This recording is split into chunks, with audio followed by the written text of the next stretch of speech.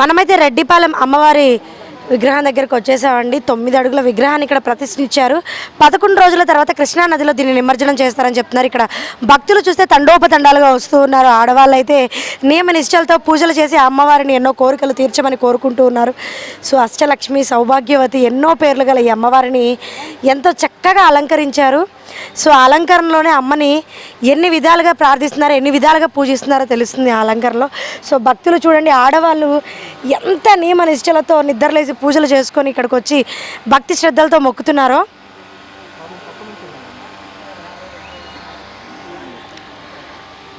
భక్తులు ఎంత నియమ నిష్టలతో వచ్చి పూజలు చేసుకొని అయ్యగారి దగ్గర ఆశీర్వాదం తీసుకుంటున్నారు.